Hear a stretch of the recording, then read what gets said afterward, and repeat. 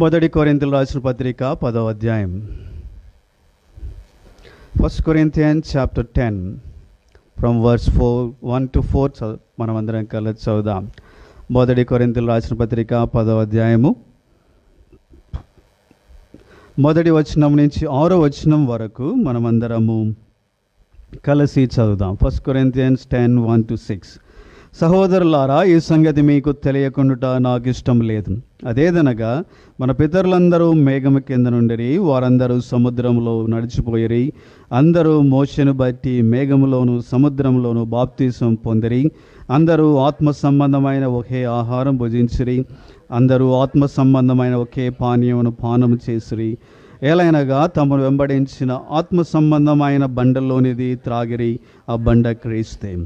అయితే వారిలో ఎక్కువ మంది దేవునికి ఇష్టలా ఉండకపోయిరి గనుక అరణ్యములో సంహరింపబడి.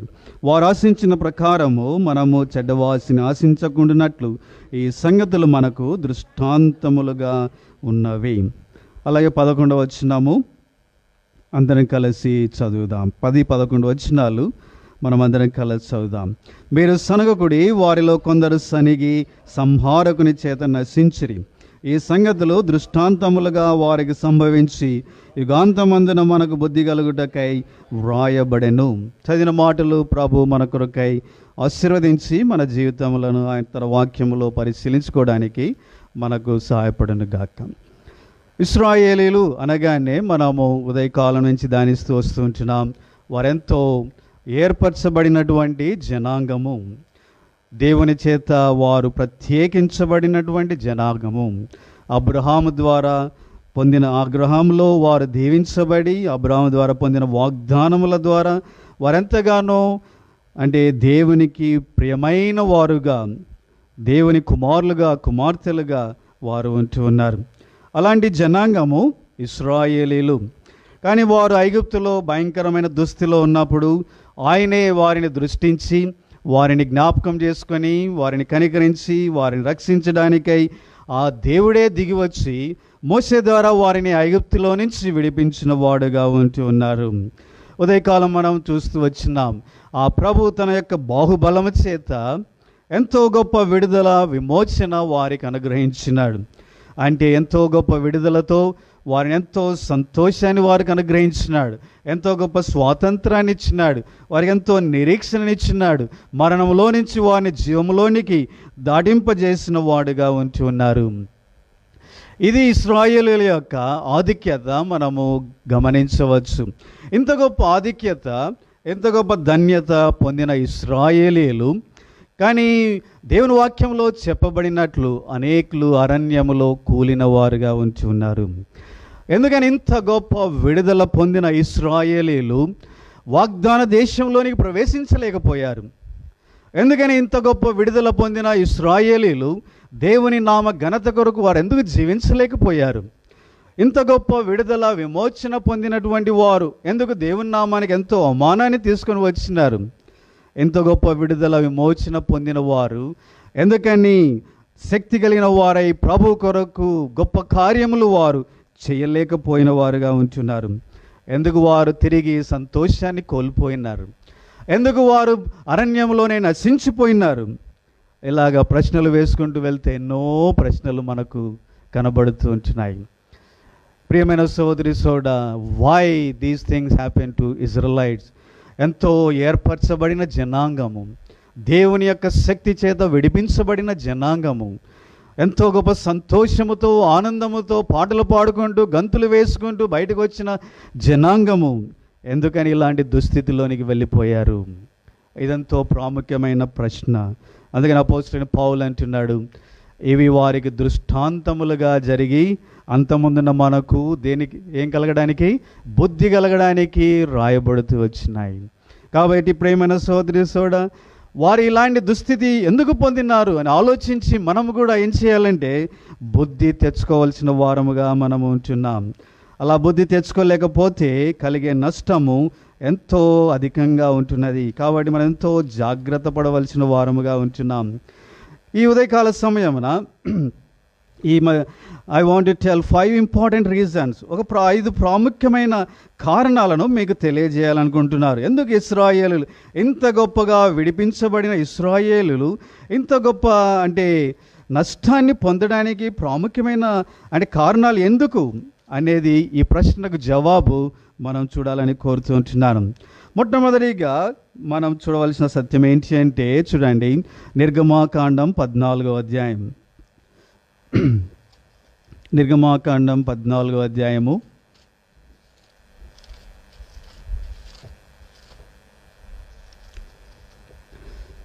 10వ వచనం నుంచి మనం చదువుదాం. Exodus chapter 14. ఫరో సమీపించుండగా ఇశ్రాయేలీయులు కన్నులెత్తి ఐగుప్తీయులు తమ వెనుక వచ్చుట చూసి మిక్కిలి భయపడి యెహోవాకు మొరపెట్టిరి. అంతట వారు మోషేతో, ఐగుప్తులో సమాధులు లేవని అరణ్యంలో చచ్చుటకు మమ్మను రప్పించిదివా? మమ్మను ఐగుప్తులో నుండి బయటికి రప్పించి మమ్మల్ని ఇట్లు చేయనేలా?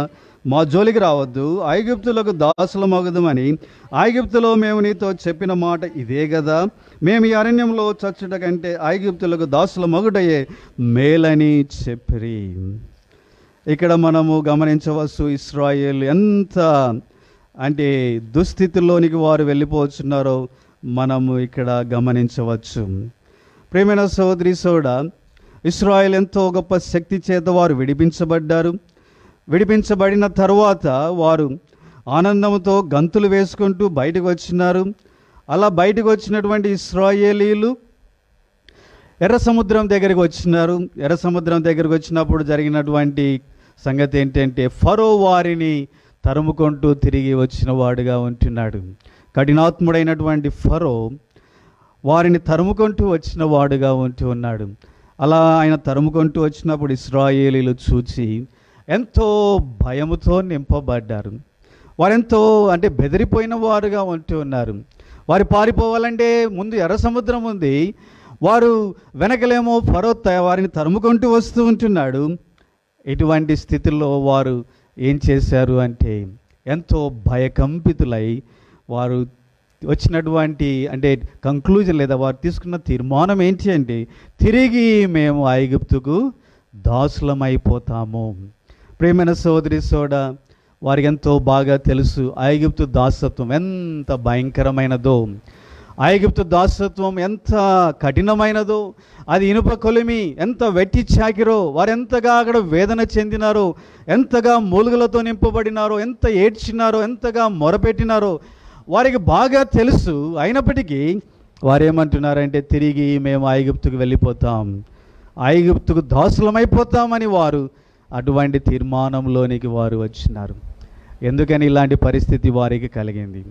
ప్రియమైన సోదరి సోడా, దీనికి అంతటి కారణం ఏంటో తెలుసా? చూద్దాం. కీర్తన 106వ అధ్యాయం, కీర్తన 106 7వ వచనం మనం చదువుదాం. కీర్తన 106 7వ వచనం అందరం కలిసి చదువుదాం. Psalm 106:7. ఐగుప్తులో మా పితరులు నీ అద్భుతములను గ్రహింపకయుండిరి, నీ కృపా బాహుల్యమును జ్ఞాపనకు తెచ్చుకొనకయుండిరి.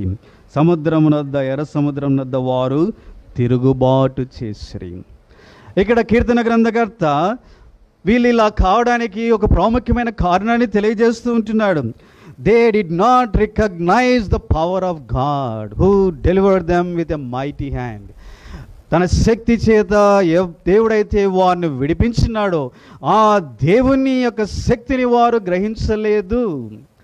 వారు చూస్తూ వచ్చినారు 10 తెగుళ్ళు. ఆ దేవాది దేవుడు ఎంత శక్తి కలిగిన వాడు ఆయన వారికి నిరూపిస్తూ వచ్చినాడు. ఈ 10 తెగుళ్ళు ఏం తెలియజేస్తూ ఉంటున్నాయంటే, ఆయన కలిగిన సమస్త మీద ఆయన కలిగిన శక్తిని అవి దే ఆర్ రివీలింగ్, ఆ శక్తిని తెలియజేస్తూ ఉంటున్నాయి, ప్రత్యక్షపరుస్తున్నాయి. ఆ దేవునికి సూర్యుడు నక్షత్రాల మీద అధికారం ఉంది, ఆ దేవునికి నదుల మీద అధికారం ఉంది, ఆ దేవునికి జంతువుల మీద అధికారం ఉంది, ఆ దేవునికి రోగాల మీద అధికారం ఉంది, ఆ దేవునికి మానవుల మీద అధికారం ఉంది, ఆ దేవునికి మరణం మీద అధికారం ఉంది. ఆయనకు లోబడని శక్తి ఏది కూడా లేనే లేదు అని ఇశ్రాయేలీయుల ఎదుట దేవుడు వారికి నిరూపించినాడు. He demonstrated his power before them. వారి కన్నుల ఎదుట దేవుడు తన శక్తిని ప్రత్యక్షపరిచినాడు, చేసి చూపించినాడు. కానీ దుఃఖకరమైన విషయం ఏంటి అంటే కీర్తన గ్రంథకర్త అంటున్నాడు, నీ అద్భుతములను గ్రహింపకయుండిరి. అంటే నీ శక్తిని వారు రికగ్నైజ్ చేయలేదు. ప్రేమైన సోదరి సోడ, ఎంతో గొప్ప విడుదల విమోచన పొందిన ఇశ్రాయేలీలు, ఎంతో సంతోషముతో ఆనందంతో బయటకు వచ్చిన ఇశ్రాయేలీలు, నూతన జీవితాన్ని పొందిన ఇశ్రాయేలీలు, ఎంతో స్వాతంత్రాన్ని పొందిన ఇశ్రాయేలీలు ఎందుకు ఇలాగ కాంప్రమైజ్ లైఫ్ వెళ్ళిపోతున్నారు అంటే వారు దేవుని శక్తిని వారు గ్రహించలేదు. వారిని విడిపించిన, వారిని రక్షించిన, వారిని పరలోకరాజ్య వారసులుగా చేసిన శక్తిని, ఆ దేవుని యొక్క శక్తిని వారు గ్రహించలేదు. ఆ కారణము చేత, ఈ గ్రహింపు లేకపోవడం చేత వారు తిరిగి ఐగుప్తునకు దాసులు కావడానికి వారు సిద్ధపడిన వారుగా ఉంటున్నారు. ప్రియమైన సోదరి సోదరుడా, ఎప్పుడైతే వారు దేవుని శక్తిని గ్రహించలేదో, దేవుని యొక్క గొప్పతనాన్ని వారు గుర్తించలేదో, కలిగినటువంటి నష్టం ఏంటి అంటే they could not put their trust in the mighty God. ఆ శక్తి కలిగిన దేవుని మీద వారు తమ నమ్మికను ఉంచలేకపోయినారు, వారు తమ విశ్వాసాన్ని ఉంచలేకపోయినారు. అలాగ విశ్వాసము నమ్మిక వారు ఉంచలేకపోవడం కారణం బట్టి, ఎప్పుడైతే వారి హృదయాల్లో నమ్మిక లేదో, ఎప్పుడైతే వారి హృదయాల్లో విశ్వాసము లేదో, they were fill with fear. వారికి భయం చేత నింపబడ్డారు. భయం అనేది వారిని క్యాప్చర్ చేసేసింది, భయాన్ని వారిని లొంగ తీసుకునేది, భయం వారిని పడగొట్టి వేసింది, భయం వారిని తిరిగి రాజీపడి దాసులుగా వారిని తీసుకువెళ్ళడానికి వారిని అంటే వారి మీద జయాన్ని పొందినదిగా ఉంచి ఉన్నది. కాబట్టి ప్రియమైన సోదరి సోదరుడు, అందుకనే మోషే వారితో ఏమన్నాడో తెలుసా? చూడండి, నిర్గమాకాండం 14వ అధ్యాయము 13-14 వచనాలు. Exodus 14:13 and 14. అందుకు మోషే, భయపడకుడి, యెహోవా మీకు నేడు కలగజేయు రక్షణను మీరు ఊరక నిలుచుండి చూడుడి. మీరు నేడు చూచిన ఐగుప్తులను ఇక మీరు మరి ఎన్నడూ చూడరు. యెహోవా మీ పక్షమున యుద్ధము చేయును, మీరు ఊరకయే ఉండవలనని ప్రజలతో చెప్పెను. కాబట్టి ప్రియమైన సోదరి సోడా, మోషే వారితో అంటున్నాడు, భయపడకుడి. కాబట్టి భయపడకుడి అని ఆయన వారితో చెప్పినప్పుడు వారు గ్రహించవలసిన సత్యం ఏంటి అంటే వారు దేవుని యందు నమ్మిక ఉంచి విశ్వాసం ఉంచండి, మీరు మౌనముగా ఉండండి. బీ స్టిల్ అని ఇంగ్లీష్లో రాయబడింది. దాని అర్థం ఏంటో తెలుసా? బీ స్టిల్ అంటే trust in God and be silent అని అర్థం. కాబట్టి దేవుని యందు నమ్మిక ఉంచి మౌనముగా ఉండు. కాబట్టి ఈ విధంగా మనము ఊరకుండాలంటే దానికి అంటే ఒకటే మార్గం ఏంటో తెలుసా? దేవుని యందు నమ్మిక ఉంచి మనం మౌనముగా ఉండాలి. అప్పుడే ఈ బీ స్టిల్ అనేటువంటి ఆ యొక్క స్వభావం మనం కలిగిన వారముగా ఉండగలం. ప్రియమైన సోదరి సోడా, ఈ మధ్యాహ్న కాల సమయంలో కూడా అనేక మంది దేవుని చేత ఏర్పరచబడి రక్షించబడిన ప్రభు బిడ్డలు, ఎంతో గొప్ప ఆధిక్యత పొందినటువంటి ప్రభు బిడ్డలు, వారు ఎంతో ఈ భయము చేత పట్టబడిన వారై దేవుని వాక్య విషయములో రాజీ పడిపోతూ ఉంటున్నారు. They are ready to go back into the Egyptian bondage. లోకము, శరీరము, సైతాను అనేటువంటి ఆ బానిసత్వంలోనికి తిరిగి వెళ్ళడానికి వారు సిద్ధపడుచు ఉంటూ ఉన్నారు. ప్రియమైన సోదరి సోడ, భయము అనేది అది ఎంతో భయంకరమైనటువంటిది. కాబట్టి అనేక మంది భయము చేత పట్టబడిన వారై ఎంతో అంటే దుస్థితిలో ఉంటూ ఉన్నారు. కాబట్టి అందుకని బైబిల్ గ్రంథంలో మీరు బాగా చూసినట్లయితే బైబిల్ గ్రంథంలో భయపడకుడి అనేటువంటి మాట ఎన్నిసార్లు రాయబడింది? దాదాపు 365 సార్లు రాయబడిందంట. ఎందుకో తెలుసా? సంవత్సరానికి 360 దినాలు ఉన్నాయి. ప్రతి దినము దేవుడు ఏం చెప్తున్నాడో తెలుసా? భయపడకుడి, భయపడకుడి అంటున్నాడు. ఎందుకంటే భయం అనేది అదెంతో భయంకరమైనది. భయం అనేది విశ్వాస జీవితానికి ఏమాత్రం పనికిరాదు. అదెంతో మనల్ని నష్టానికి గురి చేసేదిగా ఉంటూ ఉన్నది. అది విశ్వాసిక జీవితాన్ని అది దుస్థితిలోనికి తీసుకుని వెళ్ళేదిగా ఉంటూ ఉన్నది. ప్రియమైన సోదరి సోడా, ఇశ్రాయేలు ఎంతో గొప్ప విడుదల పొందినారు, ఎంతో గొప్ప విమోచన పొందినారు, సంతోషముతో ఆనందముతో గంతులు వేసుకుంటూ బయటకు వచ్చినారు. దేవుడు వారి ఎడల జరిగించిన కార్యాలను వారు చూస్తూ వచ్చి చివరికి భయము చేత పట్టబడిన వారై తిరిగి ఐగుప్తునకు దాసులుగా చేయబడుతున్నారు. ఐగుప్తు రాజు రాకముందే భయము వలన already they became slaves to Egypt. Pharaoh రాజుకు అప్పుడే బానిసలైపోయినారు. ప్రియమైన సోదరి సోడ, ఈ మధ్యాహ్న కాల సమయంలో దేవుడు మనతో మాట్లాడుతూ ఉంటున్నాడు. మీరు కూడా ఎంతో గొప్ప విడుదల పొందినాడు. పస్కా బలిపశువైన యేసు క్రీస్తు మరణించి ఆయన మరణ భయం నుంచి మనల్ని విడిపించినాడు. అదేవిధంగా ఆ ప్రభు ప్రతి విధమైన భయం నుంచి ఆయన మనల్ని విడిపించినాడు. ఆయన అన్నాడు, భయపడుకుడి అని 365 సార్లు మనతో చెప్పుతూ ఉంటున్నాడు. గనక మనము కూడా భయపడినట్లయితే మన విశ్వాస జీవితంలో ఎంతో నష్టాన్ని మనం పొందేవారముగా మనము ఉంటాం. అందుకని శిష్యులతో కూడా ప్రభు ఇలాగన్నాడు.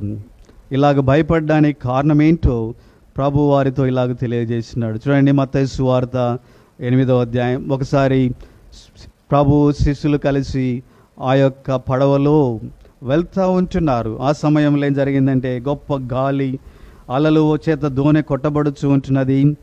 వారు ప్రభువును దగ్గరికి వచ్చి ఆయన లేచి, ప్రభువా నశించిపోతున్నాం, మమ్మను రక్షించమని ఆయన ఎదుట కేకలు వేసినారు. అలా కేకలు వేసినప్పుడు ప్రభు వారితో ఏమన్నాడు చూడండి. మత్తయి సువార్త 8వ అధ్యాయం 26వ వచనం. మత్తయి సువార్త 8వ అధ్యాయం 26వ వచనం. అందుకు ఆయన, అల్ప విశ్వాసులారా ఎందుకు భయపడుచున్నారని వారితో చెప్పి లేచి గాలిని సముద్రమును గద్దింపగా మిక్కిలి నిమ్మలమాయను. వారు భయం చేత నింపబడడానికి కారణం ఏంటంటే ప్రభు ఏమంటున్నాడు, అల్ప విశ్వాసులారా ఎందుకు భయపడుచున్నారు. కాబట్టి భయానికి కారణం ఏంటి అంటే అల్ప విశ్వాసము. అల్ప విశ్వాసానికి కారణం ఏంటి అంటే we are not able to understand how great is our God. మన దేవుడు ఎంత గొప్పవాడో, ఎంత శక్తి కలిగిన వాడో, ఎంత మహిమ కలిగిన వాడో, ఎంత అద్భుతములు చేయగలిగిన దేవుడో మనం గ్రహించలేదు. ఆ కారణం చేతనే మనలో అల్ప విశ్వాసం ఉంది. ఈ అల్ప విశ్వాసాన్ని బట్టి మనం భయము చేత నింపబడుతూ ఉంటున్నాం. అందుకని భక్తులు చెప్తూ ఉంటారు, హృదయంలో ఒకటే ఉంటుందంట, విశ్వాసం ఉంటే భయం బయటికి వెళ్ళిపోతుందంట. లోపల విశ్వాసం లేకపోతే ఏముంటుందంట, భయం వచ్చి కూర్చుంటుందంట. కాబట్టి ప్రేమైన సోదరి సోడ, మనము విశ్వాసం కలిగిన వారమై ఉండగలిగితే భయం అనేది మనల్ని ఏమీ చేయలేదు. ఇశ్రాయేలీలు ఇలాంటి విశ్వాసం వారిలో లేకపోవడానికి కారణం ఏంటి అంటే తమ దేవుడు, వారిని విడిపించిన దేవుడు ఎంత శక్తి గలవాడో వారు గ్రహించలేకపోయారు. అందుకనే అల్ప విశ్వాసులుగా ఉంటున్నారు. భయం చేత నింపబడ్డారు. వారు రాజీ పడిపోవడానికి సిద్ధపడ్డారు. ఈ మధ్యాహ్న కాల సమయమున నీవు ఎలాంటి భయాల చేత పట్టినబడినావు? నీలో ఉన్న భయానికి కారణం ఏంటి? నిన్ను రక్షించిన దేవుడు ఎంత శక్తి గలవాడో నువ్వు ఎరిగిన వాడో ఉంటున్నావా? నీ దేవుడు ఎంతగా నిన్ను విడిపించినాడో, నిత్య నరకాగ్ని నుంచి తప్పించినాడు, మరణం నుంచి విడిపించినాడు, మరణ భయాల నుంచి విడిపించినాడు. 365 సార్లు చెప్తున్నాడు భయపడకుము అని. ఇంకను ఇటువంటి గొప్ప దేవుణ్ణి సేవించుచున్న నీవు భయంతో నింపబడినావంటే దానికి కారణం ఏంటి అంటే you are not able to understand how great your God is. ఇంకను నీ దేవుడు ఎంత గొప్పవాడో నువ్వు ఇంకా గ్రహించలేదు. ప్రియమైన సోదరి సోడ, నీ దేవుడు మహాగణుడు, మహోన్నతుడు, సర్వశక్తి కలిగిన దేవుడు. ఆయన అన్నాడు, నాకు అసాధ్యమైనది ఏదైనా ఉన్నదా? లోకం నేను జయించి ఉన్నాడు, సర్వలోకం నా అధికారం కింద ఉన్నది అని ఆయన సెలవిచ్చిన వాడుగా, ఇంత శక్తి కలిగిన దేవుడు మన పక్షముగా ఉండగా పౌలు అంటున్నాడు, ఆయన మన పక్షంగా మనకు విరోధి ఎవడు? కాబట్టి ఆయన మనలో ఉండగా లోకంలో ఉన్న వానికంటే మనలో ఉన్నవాడు గొప్పవాడు. ఇంత శక్తి కలిగిన దేవుడు మన వైపు ఉండగా, మనలో ఉండగా మనము ఆయన యందు నమ్మిక ఉంచుదాం. ఆయన యందు గొప్ప విశ్వాసం కలిగిన వారముగా ఉందాం. తద్వారా భయమును జయించి క్రీస్తు కొరకై విజయవంతమైన జీవితాన్ని మనము జీవించే వారముగా ఉందాం. దానియేలు, షద్రక్, మేషక్, అబేద్నెగో గురించి మనకు బాగా తెలుసు. వారి ఎదుట ఎంతో భయంకరమైనటువంటి అగ్ని గుండము, వారి ఎదుట సింహ బోను కనబడుతూ ఉంటున్నాయి. ఇంత భయంకరమైన సింహ బోను వారి ఎదుట కనబడుతూ ఉన్నప్పటికీ వారు ఏమాత్రమో భయపడలేదు. కారణం ఏంటో తెలుసా? వారు దేవుని యందు విశ్వాసం ఉంచినారు, ఆయన యందు సంపూర్ణంగా నమ్మిక ఉంచినారు. వారు అంటున్నాడు, ఈ వేడిమి గల అగ్ని గుండము నుంచి మమ్మల్ని మా దేవుడు రక్షించుటకు సమర్థుడు అని విశ్వాసం వారు కలిగిన వారుగా ఉంటున్నారు. అలా కలిగి ఉండడానికి కారణం ఏంటో తెలుసా? They know their God, they do exploits. కాబట్టి తమ దేవుని ఎరుగువారు శక్తి కలిగి గొప్ప కార్యాలు చేస్తారని వారు సెలవిచ్చినారు. అంటే వారు తమ దేవుని ఎరిగినారు, తన శక్తిని ఎరిగినారు. ఆ కారణం చేత ఎంతో గొప్ప విశ్వాసముతో ఉన్నారు, ఆయన ఎందుకు ఎంతో నమ్మిక ఉంచుతున్నారు. ఏ భయము కూడా వారిని ఏమాత్రం కదిలించలేకపోయింది. They lived an uncompromised life. రాజీ లేని జీవితాన్ని దేవుని కొరకై వారు జీవిస్తూ వచ్చినారు. కాబట్టి ప్రియమైన సోదరి సోడా, ఇశ్రాయేలు ఇలాగా నష్టాన్ని పొందడానికి మొట్టమొదటి కారణం ఏంటి అంటే, they did not recognise how great is their God.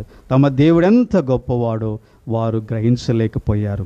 రెండవదిగా మనం చూద్దాం, ఇశ్రాయేలు ఇంత గొప్ప విడుదల పొందిన ఇశ్రాయేలీలు ఇంత గొప్ప నష్టాన్ని పొందడానికి కారణం ఏంటి అని మనం ధ్యానిస్తూ ఉంటున్నాం.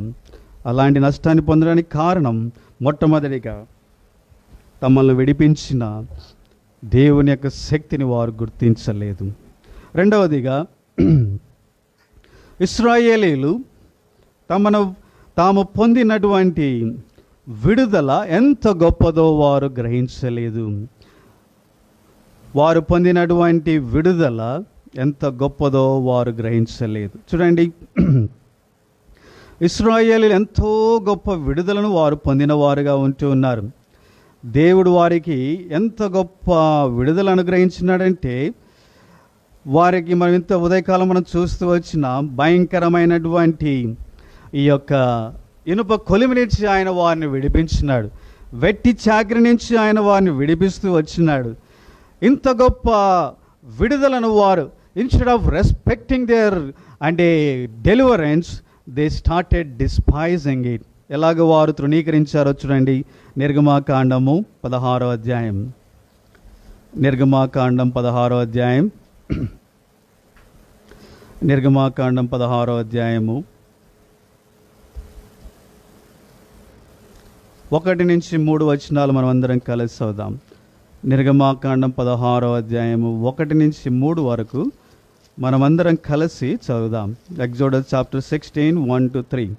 తర్వాత ఇశ్రాయేలీయుల సమాజమంతయు ఏలీము నుండి ప్రయాణమైపోయి వారు ఐగుప్తు దేశములో నుండి బయలుదేరిన 2వ నెల 19వ దినమున ఏలీమునకు సీనాయికి మధ్యనున్న సీను అరణ్యమునకు వచ్చిరి. ఆ అరణ్యంలో ఇశ్రాయేలు సమాజమంతయు మోషే అహరోనుల మీద సనిగెను. ఇశ్రాయేలీయులు, మేము మాంసం వండుకొని కుండల యొద్ద కూర్చుండి తృప్తిగా ఆహారం తినున్నప్పుడు యెహోవా చేతి వలన ఎలా చావకపోతిమి? ఈ సర్వ సమాజం ఆకలి చేత చంపుటకు ఈ అరణ్యంలోనికి మమ్మను అక్కడి నుండి తోడుకొని వచ్చి తిరని వారితో అనగా, యెహోవా మోషేను చూచి, ఇదిగో నేను ఆకాశం నుండి మీ కొరకు ఆహారమును కురిపించేదను. వారు నా ధర్మశాస్త్రం అనుసరించి నడుతురో లేదో నేను వారిని పరీక్షించున్నట్లు ఈ ప్రజలు వెళ్ళి ఎనాటి భత్యం ఆనాడే కూర్చుకునవలెను. తర్వాత రెండవదిగా ప్రియమైన సోదరి సోడా, first they did not recognise the power of God. The second thing, they did not respect the deliverance. వారు ఎంతో గొప్ప విడుదలను పొందినారు, కానీ ఈ గొప్ప విడుదల ఎంత సంతోషకరమైనది, ఎంత ఆనందకరమైనది, ఎంత గొప్ప స్వాతంత్రము, ఎంత నిరీక్షణ కలిగినది, ఎంత దాంట్లో అంటే నూతన జీవితం ఉన్నది, ఎంత అంటే ఆ నిత్య జీవం వారు కలిగిన వారుగా ఉంటున్నారో వారి గ్రహించలేదు. తద్వారా వారు దాన్ని అంటే గణపరచలేదు. ఎందుకు గణపరచలేదు అని చెప్తున్నానంటే, చూడండి, ఇంత గొప్ప విడుదల పొందినటువంటి వారు ఈ గొప్ప విడుదల పొందినటువంటి వారు ఏం చెప్పాలో తెలుసా? దేవా, మాకు ఆహారం లేకపోయినా పర్వాలేదు, మాకు నీళ్ళున్నా చాలు, కేవలం ఇంత గొప్ప విడుదల పొందినాము, ఇదే మాకు చాలు అనేటువంటి సంతృప్తితో దేవుణ్ణి వారు స్తుతించేవారుగా ఉండే బదులు వారు ఏమంటున్నారో తెలుసా? ఐగుప్తులో కుండల యొద్ద కూర్చొని మాంసం వండుకొని మేము తృప్తి చెందిన స్థితి దీనికంటే గొప్పది కదా అన్నట్లుగా మాట్లాడుతుంటున్నారు. కాబట్టి ప్రియమైన సోదరి సోడా, ఈ మధ్యాహ్న కాల సమయమున ఇశ్రాయేలు ఎంత గొప్ప నష్టాన్ని పొందడానికి ప్రాముఖ్యమైన కారణం ఏంటి అంటే వారు పొందిన విడుదలను ఎంత గొప్పదో వారు గ్రహించక ఆ విడుదలను వారు తినేటువంటి మాంసం కంటే హీనంగా వారు చూస్తూ వచ్చినారు. కాబట్టి తద్వారా వారెంతో నష్టాన్ని పొందిన వారుగా ఉంటున్నారు. ఈ విధంగా మనం చూసినట్లయితే వారు 106వ కీర్తనలో కీర్తన గ్రంథకర్త ఇలాగంటూ ఉన్నాడు. చూడండి, 106వ కీర్తన 14వ వచనం. అరణ్యములో వారు బహుగా ఆశించిరి, ఎడారిలో దేవుని శోధించిరి. చాలండి. తర్వాత 25వ వచనం. యెహోవా మాట ఆలకింపగా వారు తమ గుడారములో సనుగు కొనిరి. ఎప్పుడైతే తాము పొందిన విమోచన ఎంత గొప్పదో వారు గ్రహించలేకపోవడం కారణం బట్టి వారు ఏం చేశారంట, వారు దేవుణ్ణి శోధించినారంట. వారు ఎంతో బహుగా ఆశించిన వారుగా ఉంటున్నారంట. వారి గుడారముల లోపలికి వెళ్ళి ఏం చేశారంట, సనుగుకుంటూ కూర్చున్నారంట. ప్రియమైన సోదరి సోడ, బహుగా ఆశించడానికి, దేవుణ్ణి శోధించడానికి, సనుగు కొనడానికి కారణం ఏంటి అంటే they did not satisfied by the deliverance they received. వారు పొందిన విమోచనను బట్టి వారు సంతృప్తి చెందలేదు. ఇంత గొప్ప విడుదల మేము పొందినామే, ఐగుప్తు యొక్క కొలిమి నుంచి విడుదల పొందినామే, దేవుడు మా యొక్క అంగలార్పును నాట్యముగా మార్చివేసినాడే, మా దుఃఖాన్ని సంతోషముగా చేశాడే, మా యొక్క ఎంతో స్వాతంత్రాన్ని ఇచ్చినాడే, మాకు ఒక గమ్యాన్ని ఇచ్చినాడు, మాకు ఒక దేశాన్ని వాగ్దానం చేశాడు, ఎంతో నిరీక్షణ ఆయన మాకు ఇచ్చినాడు, ఇది చాలు మాకు అని తృప్తితో వారు నింపబడే బదులు దీనంతటిని వారు గ్రహించలేదు. కాబట్టి వారి పాప స్థితే బాగుందని అనుకున్నారు. కాబట్టి వారు ఏమంటున్నారంటే దేవుని ఎంతో ఆశించినారు, వ్యర్థమైన దానిని ఆశిస్తూ వచ్చినారు, మాంసాన్ని ఆశిస్తూ వచ్చినారు, ఉల్లిపాయలను ఆశిస్తూ వచ్చినారు, కొత్తిమీరలను ఆశిస్తూ వచ్చినారు. అంతేకాదు దేవుణ్ణి శోధిస్తూ వచ్చినారు. దేవునిలో ఆనందిస్తూ ఆయన స్తుతించి ఆరాధించి గణపరుస్తూ గంతులు వేస్తూ ఉండే బదులు గుడారములలో వారు సనుగుకుంటూ వచ్చినారంట, గొనుగుకుంటూ వచ్చినారంట. ఏమని కొనుక్కుంటూ వచ్చినారు, ఎందుకల్లా ఐగుప్తులోంచి బయటకు వచ్చాం, ఈ మోసే ఒకడు అక్కడే బాగునింది కదా, ఎందుకని ఆయన బయటికి తీసుకుని వచ్చినాడు, అక్కడే ఉనిండి ఎంతో బాగుండు, ఎంతో సంతోషం ఉనింది అన్నట్లుగా వారు గొనుగుకుంటూ వచ్చినారు. ఎంత భయంకరమైన స్థితిలోనికి మేము వచ్చాం, అరణ్యంలో చచ్చిపోతున్నాం అని బాధపడుతూ వచ్చారంట. కాబట్టి ప్రియమైన సోదరి సోడ, వారు రాజీ పడిపోయి దేవునికి విరోధముగా పాపం చేసి నష్టపోవడానికి కారణం ఏంటి అంట, వారు they did not respect the deliverance they received. వారు పొందిన విడుదలను వారు గణపరచలేదు. అదేవిధంగా ప్రియమైన సోదరి సోడ, మనము కూడా ఎంతో గొప్ప రక్షణ పొందిన వారముగా మనం ఉంటున్నాం, ఎంతో గొప్ప విడుదల మనం పొందిన వారముగా ఉంటున్నాం, మనం ఎంతో పాపం నుంచి విడిపించబడిన వారముగా ఉంటున్నాం, నిత్య నరకాగ్ని నుంచి తప్పించబడ్డాం, సంతోష సమాధానాలు పొందిన వారముగా ఉంటున్నాం, సైతాన్ నుంచి పాతాళం నుంచి విడిపించబడిన వారముగా ఉంటున్నాం. ఎంత గొప్ప విడుదల పొందిన మనం కూడా, అనేక మంది విశ్వాసులు కూడా ఈ దినాలలో సనుగులు గొనుగులతో నింపబడిన వారుగా ఉంటున్నారు. ప్రతి దానికి గొనుగుతూనే ఉన్నారు. ఎందుకు నా బతికి ఇలాగైపోయింది, ఏంటి నా జీవితం అని వారు గొనుగుతూ వారు ఉంటున్నారు. దాని అర్థం ఏంటో తెలుసా, you are not respecting the great deliverance you have received. నువ్వు పొందినటువంటి ఆ గొప్ప విడుదలను నువ్వు గణపరచడం లేదు అని అర్థం. కాబట్టి ప్రియమైన సహోదరి సోదరుడా, ఈ మధ్యాహ్న కాల సమయమున అనేక మంది దేవుణ్ణి ఆరాధిస్తూ గణపరుస్తూ ముందుకు వెళ్ళవలసిన బదులు కృంగిపోయిన వారుగా ఉంటున్నారు. సనుగు గొనుగులతో నింపబడి యాత్రా జీవితం ఎంతో దౌర్భాగ్యకరంగా వారు కొనసాగిస్తూ ఉంటున్నారు. కాబట్టి మనము కూడా ఇలాంటి నష్టాన్ని మనం పొందకుండా ఉండాలని ఈ మాటలు దృష్టాంతములుగా మనకు రాయబడుతూ వచ్చినాయి. ఎంతో గొప్ప విడుదల పొందినారు, కానీ అరణ్యంలో వారు రాలిపోయినారు. అందుకని పౌలు అంటున్నారు, వారు సనిగిన వారుగా ఉంటున్నారు. చూడండి, 1 కొరింథీయులకు రాసిన పత్రిక ఇంతకుముందే మనం చదువుతూ వచ్చినాం. 1 కొరింథియన్స్ 1 కొరింథీయులకు రాసిన పత్రిక 10వ అధ్యాయము 9-10 వచనాలు. మనం ప్రభువును శోధింపకయుందము, వారు కొందరు శోధించి సర్పము వలన నశించి, మీరు సనగకుడి, వారిలో కొందరు సనిగి సంహారకుని చేత నశించిరి. ప్రియమైన సోదరి సోడా, నీ జీవితంలో క్రైస్తవ జీవితాన్ని బట్టి సనుగుతూ ఉంటున్నావా? క్రైస్తవుడిగా మార్చబడినందుకు దుఃఖపడుతూ ఉంటున్నావా? నీ జీవితంలో సనుగు గొనుగులతో నింపబడినదిగా ఉంటున్నదా? అలాగైతే దానికి కారణం ఏంటో తెలుసా? నువ్వు పొందిన విడుదల గ్రహించలేదు. అదెంత గొప్పదో నువ్వు ఇంకా గ్రహించలేదు. నీ విడుదల నువ్వు ఇంకా you are not respecting the deliverance you have received. నువ్వు పొందిన విడుదలను ఘనపరచడం లేదని అర్థం. కాబట్టి దేవుడు ఎంతో గొప్ప విడుదల విమోచన నీకు అనుగ్రహించుంటుండగా ఆయన ఇచ్చిన ఆ విడుదలను ఎంతగానో ఘనపరచి ఈ దినం నువ్వు పొందిన ఆత్మీయ యొక్క ఆశీర్వాదకరమైన స్థితిని బట్టి ఆ ప్రభువును ఎల్లప్పుడూ హృదయమారు ఆరాధిస్తూ గణపరుస్తూ సంతృప్తితో నింపబడాలని ప్రభువు పేరిట కోరుతూ ఉంటున్నాడు. తర్వాత మూడవదిగా, ఇశ్రాయేలు ఇలాంటి నష్టాన్ని పొందడానికి మరొక ప్రాముఖ్యమైన కారణం ఏంటి అంటే, కీర్తన 106వ అధ్యాయం 7 నుంచి 13 వచనాలు మనం చదుదాం. కీర్తన 106 7వ వచనం 13 వరకు మనము త్వరగా చదువుదాం. ఐగుప్తులో మా పితరులని అద్భుతములను గ్రహింపక ఉండరి, నీ కృపా బాహుల్యమును జ్ఞాపకమునకు తెచ్చుకొనక ఉండరి. సముద్రమునొద్ద ఎర్ర సముద్రమునొద్ద వారు తిరుగుబాటు చేసిరి. ఆయనను తన మహాపరాక్రమమును పరిసిద్ధి చేయుటకై ఆయన తన నామమును బట్టి వారిని రక్షించెను. ఆయన ఎర్ర సముద్రమును గద్దింపగా అది ఆరిపోయెను. మైదానం మీద నడుచున్నట్లు వారు అగాధ జలములలో నడిపించెను. వారి పగవారి చేతిలో నుండి వారిని రక్షించెను. శత్రువుల చేతిలో నుండి వారిని విమోచించెను. నీళ్లు వారి శత్రువులను ముంచివేసెను. వారిలో ఒక్కడైనను మిగిలి ఉండలేదు. వారు ఆయన మాటలు నమ్మిరి. అప్పుడు వారు ఆయన మాటలు నమ్మిరి, ఆయనను కీర్తి గానము చేసిరి. వారు ఆయన కార్యములను వెంటనే మరచిపోయిరి. ఆయన ఆలోచన కొరకు కనిపెట్టుకొనకపోయిరి.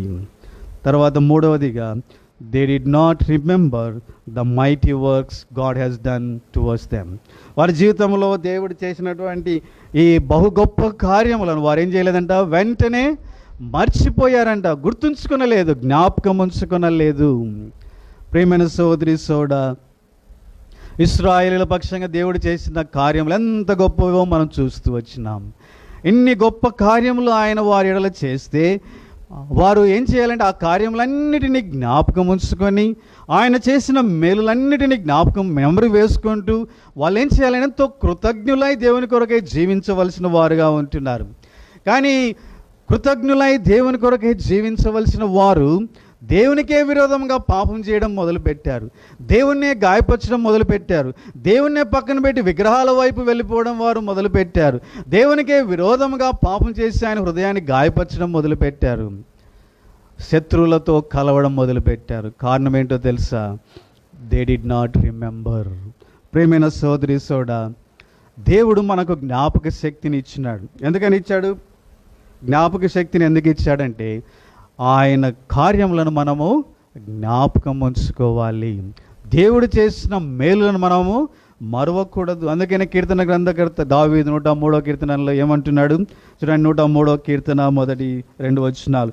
నా ప్రాణమా యెహోవాను సన్నతించుము, నా అంతరంగ సమస్తమా ఆయన పరిశుద్ధ నామమును సన్నతించు. నా ప్రాణమా యెహోవాను సన్నతించు, ఆయన చేసిన ఉపకారములో దేనిని మరువకుము. కాబట్టి మనము మరువకూడదు. ఎందుకంటే ఎప్పుడైతే దేవుని మేలులను మనం జ్ఞాపకం ఉంచుకుంటామో, దేవుడు చేసిన కార్యములను మనం జ్ఞాపకం ఉంచుకుంటామో, ఆయన శక్తి మనకు అంటే ఆయన కార్యములు మనలో విశ్వాసాన్ని కలగజేయడం మతుకు మాత్రమే కాదు, ఆయన కార్యములు ఆయన మేలును మనం జ్ఞాపకం చేసుకున్నప్పుడు మనలో ఆయన ఎడల కృతజ్ఞతాభావము కలిగేదిగా ఉంటున్నది. we will be always thankful to God. దేవునికి మనం ఎల్లప్పుడూ కృతజ్ఞులుగా ఉండగలం. కృతజ్ఞులుగా ఉంటూ మనం ఏం చేయగలమంటే ఆ కృతజ్ఞత ద్వారా మన ప్రభువుని ఎల్లప్పుడూ ప్రేమించి ఆయన కొరకై జీవించే వారముగా మనము ఉండగలం. కాబట్టి ఎవరైతే చేసిన మేలును మర్చిపోతారో వాళ్ళని ఏమంటారంటే వాళ్ళు మేలును మర్చిపోయేవారు. అందుకని వారు కృతజ్ఞులుగా ఉండలేరు. ఆ కారణం చేత మర్చిపోయినటువంటి వారు మేలు చేసిన వారికే అంటే బాధ కలిగించేవారుగా అనేక సార్లు మనకు కనబడుతూ ఉంటారు. ప్రియమైన సోదరి సోడా, దేవుని బిడ్డలముగా మనం అలాగను ఉండకూడదు. చేసిన మేలును మర్చిపోకుండా దేవుడు చేసిన మేలును ఎల్లప్పుడూ జ్ఞాపకం చేసుకొనొచ్చు. ఆ యొక్క మేలును మనం తలపోసుకొనొచ్చు, వాటిని ధ్యానించవచ్చు. కృతజ్ఞతతో ఎల్లప్పుడూ నింపబడిన వారమై ఆ కృతజ్ఞతలో నుంచి కృతజ్ఞతా జీవితం మనం జీవించే వారముగా మనం ఉండాలి. కాబట్టి ఆ కృతజ్ఞతా జీవితం అంటే ఆ ప్రభు చేసిన మేలన్నిటిని బట్టి తిరిగి ఆయనను ప్రేమించి ఆయన కొరకై మనం జీవించే వారముగా మనం ఉండాలి. ఇశ్రాయేలీయులు ఇలాగ జీవించలేకపోయారు. అందుకనే అరణ్యములు అనేక మంది రాలిపోయిన వారుగా ఉంటున్నారు. ప్రియమైన సోదరి సోడ, మూడవదిగా వారు ఇంత గొప్ప విడుదల పొందిన వారు వాగ్దాన దేశంలోనికి ప్రవేశించలేకపోవడానికి కారణం ఏంటి అంటే వారు దేవుడు చేసిన మేలులను జ్ఞాపకం చేసుకొని కృతజ్ఞులై జీవించే బదులు ఆయన మేలులన్నీ మర్చిపోయి ఆయనకే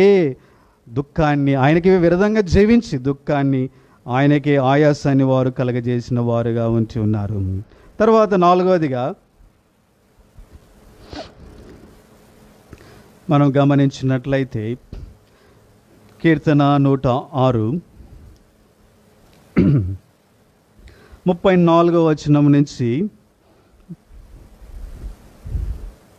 మనము 39 వరకు చదువుదాం. కీర్తన 106 34 నుంచి 39 వరకు. యెహోవా వారికి ఆజ్ఞాపించినట్లు వారు అన్యజనులను నాశనము చేయకపోయిరి. అన్యజనులతో సహవాసం చేసి వారి క్రియలను నేర్చుకుని వారి విగ్రహములకు పూజ చేసిరి. అవి వారికి ఉరి ఆయను. మరియు ఆయన తమ కుమారులను తమ కుమార్తెలను దయ్యములకు బలిగా అర్పించిరి. నిరపరాధ రక్తము అనగా తమ కుమారుల రక్తము తమ కుమార్తెల రక్తం ఒలికించిరి. కనాను దేశపు వారి బొమ్మలను వారికి బలిగా అర్పించిరి. ఆ రక్తం వలన దేశం అపవిత్రమాయను. తమ క్రియల వలన వారు అపవిత్రులైరి. తమ నడవడిలో విభజరించిన వారైరి. కావున యెహోవా కోపము ఆయన ప్రజల మీద రగులు కొనెను. ఆయన తన స్వాస్థ్యమందు అసహ్యపడెను. కాబట్టి ప్రేమైన సోదరి సోడ, అరణ్యంలో వారు రాలిపోవడానికి, వాగ్దాన దేశంలోని ప్రవేశించలేకపోవడానికి ప్రాముఖ్యమైన కారణం ఏంటి అంటే they did not get rid of the gentiles. పాపిష్టులను దేవుడు వారికి ఆజ్ఞాపించినాడు, ప్రతి ఒక్క అన్యజనులను మీరు సంహరించాలి, వారిని మీ మధ్యలో నుంచి తొలగించాలి, వారు మీ మధ్యలో ఉండకూడదు. కాబట్టి ప్రియమైన సహోదరి సోదరుడు, వారు అన్యజనులను సంహరించి వారి ఎదుట నుంచి తోసివేసే బదులు వారితో కలిసి జీవించడం, వారితో కలిసి ఉండడం వారు నేర్చుకున్న వారుగా ఉంటున్నారు. వారు సంపూర్ణంగా వారిని నాశనం చేసే బదులు వారితో కలిసి నివసించడానికి వారికి అవకాశం ఇచ్చారు. అందుకని యెహోషువ గ్రంథంలో మనం చూడవచ్చు, ఎవరినైతే వారు ఉంచినారో వారికి ఏమయ్యారంట? వారు ఉరిగా చేయబడ్డారంట, వారికి ముళ్ళుగా చేయబడ్డారంట, వారికి ఎంతో నష్టాన్ని కలిగించడానికి వారు తోడ్పడిన వారుగా ఉంటున్నారు. ప్రియమైన సోదరి సోడ, నాలుగవదిగా they did not remove what they have to remove from them. కాబట్టి ఆ కారణం చేత వారు ఎంతో నష్టాన్ని పొందిన వారుగా ఉంటున్నారు. విశ్వాసులు కూడా అనేక మంది రక్షించబడిన వారు, దేవుని చేత విమోచించబడిన వారు, ఏదైతే దేవుడు తీసివేసుకోనమని సెలవిస్తూ ఉంటున్నాడో still they not removing from their body, from their family, from their friendship. ప్రియమైన సోదరి సోడ, ఎవరైతే ఇశ్రాయేలీయులు ఉంచుకోవారు వారి మధ్యనే తొలగించలేదో వారికి విరిగా చేయబడ్డారు. కాబట్టి దుష్ట సాంగత్యము మంచి నడవని ఏం చేస్తుందంట? అది పాడు చేసేదిగా ఉంటుంది. కాబట్టి ఇశ్రాయేలీయులు వారు ఉండడం వలన వారి అలవాటు నేర్చుకున్నారు, వారి దేవతలను పూజించడం మొదలుపెట్టారు, వారి వల్లే పాపం చేస్తూ వచ్చినారు, వారి వల్లే వ్యభిచారులు అయిపోయినారు, దేవుని దృష్టికి ఎంతో ఘోరమైన కార్యాలు చేస్తూ వచ్చారు. చివరికి వారి ఎడల దేవునికి ఏం కలిగిందంట? అసహ్యం కలిగిందంట. గాడ్ ఎంతో ప్రేమించి తన ప్రాణమంతటిని వెచ్చించి ఆయన దిగి వచ్చి ఎంతో తన బాహుబలం చేత విరిపించి వారిని సంతోషముతో బయటికి పంపించిన దేవాది దేవుడు, ఇంతగా ప్రేమించిన దేవుడు వారిని ఇప్పుడు ఏం చేస్తున్నాడంట? అసహించుకునేటువంటి స్థితిలోనికి వారు వెళ్ళిపోయారు. కారణం ఏంటి అంటే ఆయన అంటున్నాడు, నీ దేహము నాకు ఆలయం, కాబట్టి నీలో నుంచి దీన్ని తీసివేయి అని ఆయన అంటున్నాడు. కానీ ఇశ్రాయేలీయులు ఏమంటున్నారంటో, దేవా నువ్వు మాకు అవసరం లేదు, ఇదే మాకు కావాలి అని అంటూ వచ్చినారు. విశ్వాసులు కూడా అలాగే ఈ దినాల్లో ఉంటున్నారు. ఆయన అంటున్నాడు, నేను మీ దేహం నాకు ఆలయం అంటే దేవుని బిడ్డలు ఏమంటున్నారంటే మా ఆశలే మాకు కావాలి, మా కోరికలే మాకు కావాలి, మేము చేసేదే మేము చేస్తాం. కాబట్టి ఇండైరెక్ట్గా దేవునితో ఏమంటున్నారంటే, నువ్వు మా యుద్ధ నుంచి వెళ్ళిపో అన్నట్లుగా మాట్లాడుతూ ఉంటున్నారు. ప్రియమైన సహోదరి సోడా, ఈ విధంగా వారు ఏదైతే తొలగించుకోవాలో తొలగించుకోలేకపోవడాన్ని బట్టి ఎంతో నష్టాన్ని వారు పొందిన వారుగా ఉంటున్నారు. కాబట్టి మనం కూడా జాగ్రత్తగా మన జీవితాన్ని పరిశీలించుకుందాం. దేవుడు ఏదైతే మనలో నుంచి తీసివేయమంటున్నాడో దాన్ని తొలగించుకోవాలి. చెడు సహవాసాన్ని దేవుడు తొలగించుకోమంటే దాన్ని విడిపించుకోవాలి. చెడు అలవాట్లను తొలగించుకోమంటే దాన్ని తీసివేయాలి. లేకపోతే ఏదైతే దేవునికి ఇష్టం లేనిది నీలో ఉందో అలవాటు, దాన్ని తొలగించుకోవాలి. కాబట్టి అలా తొలగించినప్పుడే, when you remove what God commanded to remove, అప్పుడే నీ ఎడల దేవునికి ఎంతో ఇష్టం కలుగుతుంది. ఆయనకు నువ్వు ప్రీతికరమైన వాడుగా, ప్రీతికరమైన దానవుగా ఉండగలవు. అప్పుడు ఆ ప్రభు నీతో కూడా ఉంటాడు, నిన్ను నడిపిస్తాడు, నీ పక్షముగా ఉండి నీ పక్షంగా ఆయన పోరాడుతూ ఉంటాడు. ఎప్పుడైతే ఇశ్రాయేలీయులు అసహ్యమైన దానిని వారు తమ జీవితంలోనికి అనుమతించారో, దేవుడు వారి నుంచి దూరం అయిపోయి ఆయన వారికి ఏమాత్రం సహాయపడలేదు. అందుకే వారు ఓటమి చెందినారు, అనేక మంది మరణించినారు, అరణ్యంలో కూలిపోయిన వారుగా ఉంటున్నారు. అందుకనే తాపకరమైన సర్పాలు వచ్చినాయి, భయంకరమైన విష సర్పాలు వచ్చినాయి, రోగాలు వచ్చినాయి, వారిని చంపివేసినవిగా ఉంటున్నాయి. ఎప్పుడైతే దేవుడు వారిని విడిచిపెట్టినాడో అన్ని విధాలైన సైతాను కార్యాలు లోపలికి ప్రవేశించినాయి. ప్రియమైన సోదరి సోడా, దేవుడి దినం నీతో మాట్లాడుతున్నాడు. బిఫోర్ హీ లీవ్, నిన్ను విడిచిపెట్టక ముందే ఆ ప్రభు అంటున్నాడు, ఆయన అంటున్నాడు, నీవు దీన్ని విడిచిపెడితే నేను నీతో కూడా ఉంటాను, నువ్వు దీన్ని విడిచిపెట్టకపోతే నేను నీతో ఉండలేను. కాబట్టి ఏదైతే దేవుడు నిన్ను విడిచిపెట్టమని కోరుతున్నాడో దాన్ని విడిచిపెట్టడానికి సిద్ధపడాలని ప్రభు పేరట కోరుతూ ఉంటున్నాను. చివరిగా 5వదిగా, ఇశ్రాయేలు ఇలాంటి నష్టాన్ని పొందడానికి మరొక ప్రాముఖ్యమైన కారణం ఏంటి అంటే, they did not recognise the promise of God. దేవుడు వారికి ఇచ్చిన వాగ్దానాన్ని వారు ఆశతో అపేక్షించలేదు. ఇశ్రాయేలీయులను బయటికి తీసుకొని రాకముందే దేవుడికి వారికి వాగ్దానం ఇచ్చినాడు, నేను మిమ్మల్ని ఎక్కడికి తీసుకుని వెళ్తాను, పాలు తేనెలు ప్రవహించే దేశానికి నేను మిమ్మల్ని తీసుకొని వెళ్తాను. అక్కడ పాలు తేనెలు ప్రవహిస్తాయి, అది ఆనందకరమైన దేశం, ఆనందకరమైన ప్రదేశం, మీరెంతో ఆశీర్వదించబడతారు, దీవించబడతారు, మీకు ఒక రాజ్యం ఉంటుంది, నిరంతరం నిలిచే రాజ్యం మీకు ఉంటుంది, ఏ మానవుడు మిమ్మల్ని ముట్టలేడు అని ఆయన అంటూ వచ్చినాడు. ఇంత గొప్ప వాగ్దానాన్ని వారికి ఇస్తే, ఇశ్రాయేలు యొక్క అరణ్య జీవితంలో మీరు గమనించినట్లయితే ఏనాడు కూడా వారు ఇలాంటి దేశాన్ని మేము పొందుతామనే ఆశతో వారు నడిచిన వారుగా కాలేదు. కాబట్టి వారిలో మేము ఇంత గొప్ప రాజ్యాన్ని పొందబోతున్నామనే ఆశ, ఆ డిజైర్, ఆ అపేక్ష వారిలో కనపడడం లేదు.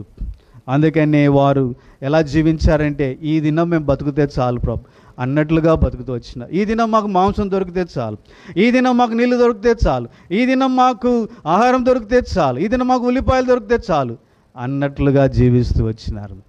ప్రియమైన సోదరి సోడా, ఈ దినాల్లో కూడా అనేక మంది విశ్వాసులు ఇలాగనే ఉంటారు. దేవుడు వారికి వాగ్దానం ఇచ్చాడు, నేను పరలోకానికి వెళ్తున్నాను, మీ కొరకై స్థలం సిద్ధపరుస్తాను, నేను మరలా వస్తాను, నేను మిమ్మల్ని తీసుకుని వెళ్తాను, మీకు పౌరసత్యం పరలోకంలో ఉన్నది, అక్కడ నాతో కూడా మీరు నిరంతరం ఉంటారు, ఆ బంగారు వీధులలో మీ చెవులకు వినపడిన, కంటికి కనబడిన, హృదయమున గోచరం కాని సంగతులు అనేకము నీ కొరకై నేను సిద్ధపరుస్తూ ఉంటున్నాను, అటువంటి ఆనంద దేశానికి నేను మిమ్మల్ని తీసుకుని వెళ్తాను అని ఆ ప్రభు వాగ్దానం చేసి ఉన్నాడు.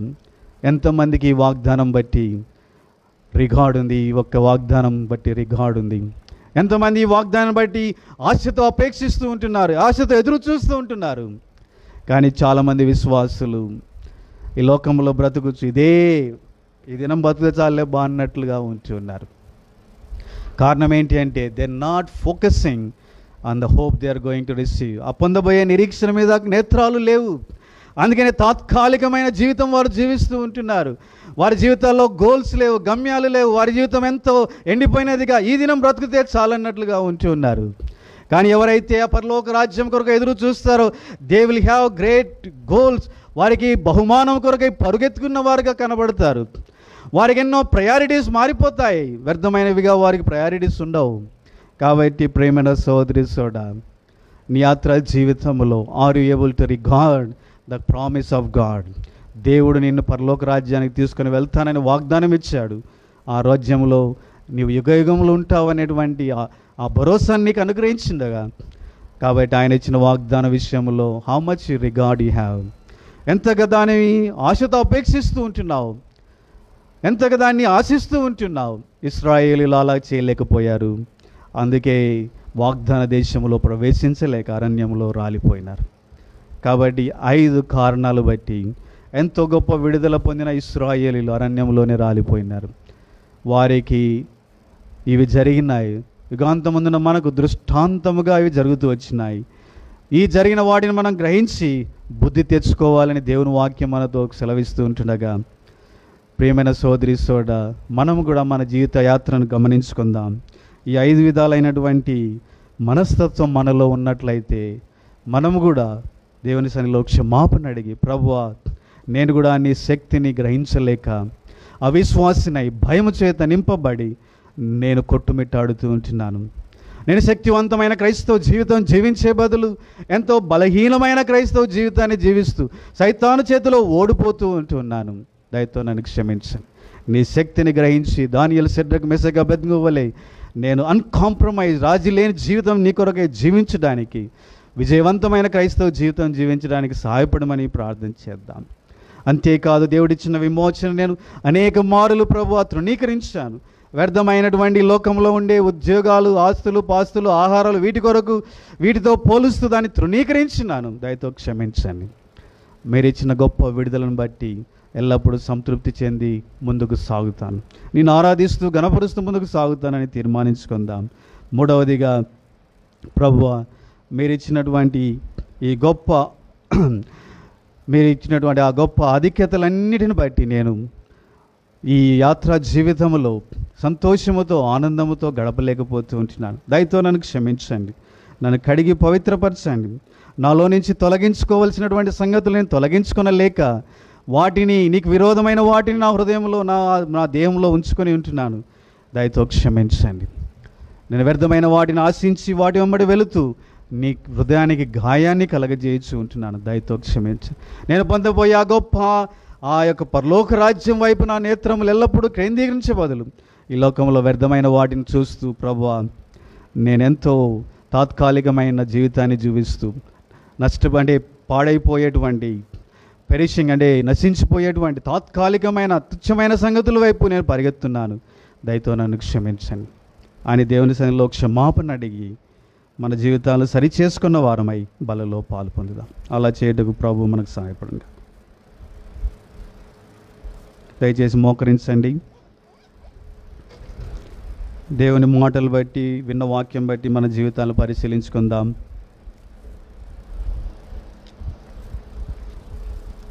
ఎంతో గొప్ప విడుదల పొందిన ఇశ్రాయేలీయులు ఎంతో నష్టాన్ని పొందినారు. కారణం వారిలో ఉన్న ఈ 5 అంతల బుద్ధిహీనత.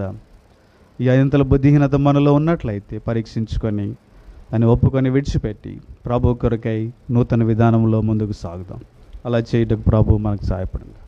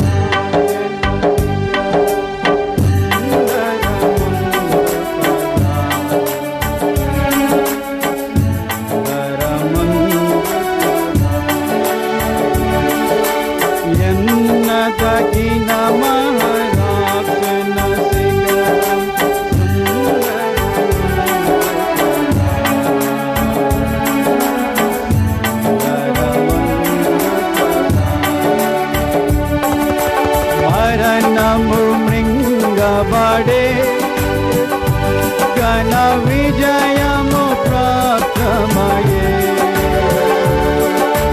మరణము మృంగబడే ఘన విజయము ప్రాప్తమయే మరణపు ముల్లును విరచి జయం యేసు అనుగ్రహించు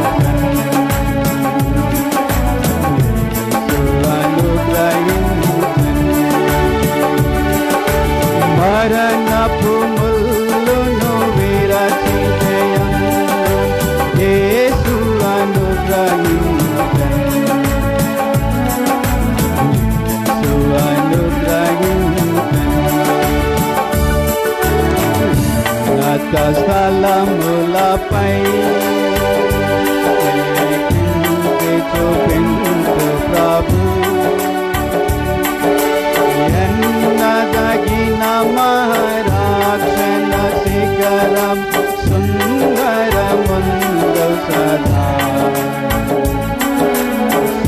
సుందరమందు సదా. ఎవరు మనసు ప్రభుపై నిశ్చలముగా నిల్చెదరో,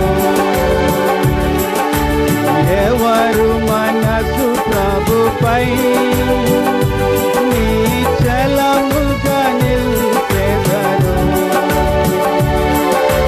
దైవ శాంతి నుండి క్రీస్తుతో నిలచి సంతసముందెదరు.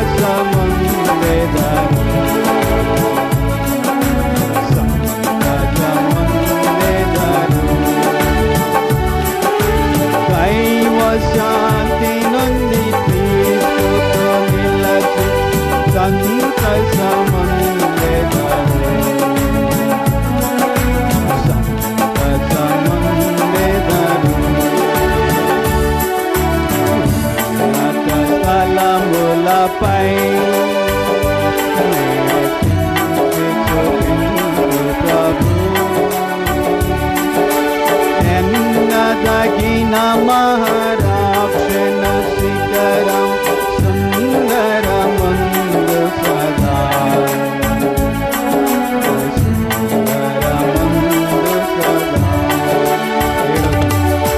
సుందర మగురాజు నీ కనులతో చూచెదవు, సుందర మధురాజు నీ కనులతో చూచెదవు. అందమైన పరలోక రాజ్యం కబలుట చూచెదవు, కబలుట చూచెదవు. అందమైన పరలోక రాజ్యం ప్రబలుట చూచెదవు, ప్రబలుట చూచెదవు. ఉన్నత స్థలములపై ప్రభు